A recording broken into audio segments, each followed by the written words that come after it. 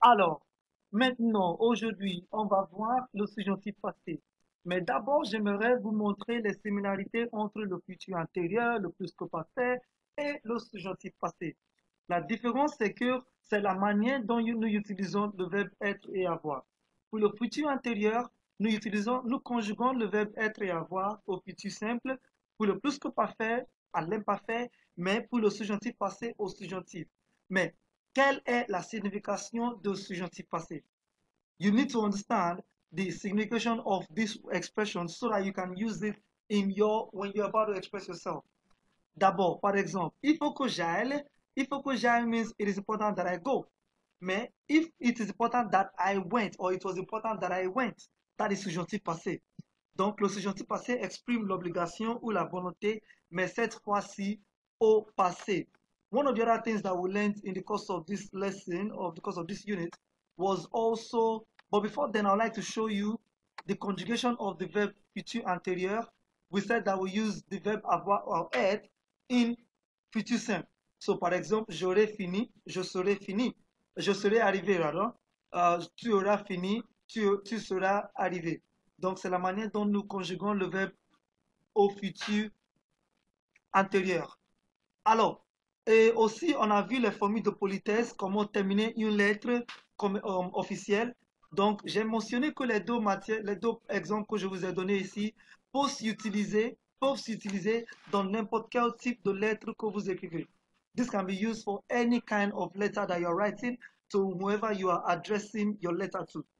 And finalement, on a vu comment utiliser avant et après pour exprimer l'antériorité et la postériorité. Donc, we saw avant que, and we said that avant que requires the use of a subjunctive and the verb must be a subjunctive and also the word no. But the no here will not have a part, therefore it does not carry um, a negative equivalent. Alors, les enfants sont sortis avant que le père n'arrive. On a vu aussi avant de plus verbe à l'infinitif. Les enfants sont sortis avant de finir le travail. The children went out before finishing the work. And finally, for avant, on a vu, ils sont sortis avant l'arrivée de leur père, which is avant plus a noun. They went out before the arrival of their father. Et pour après, on a vu après qui est un peu similaire avec avant, mais juste après que, on n'a pas besoin d'utiliser le subjonctif. C'est juste le verbe à l'infinitif.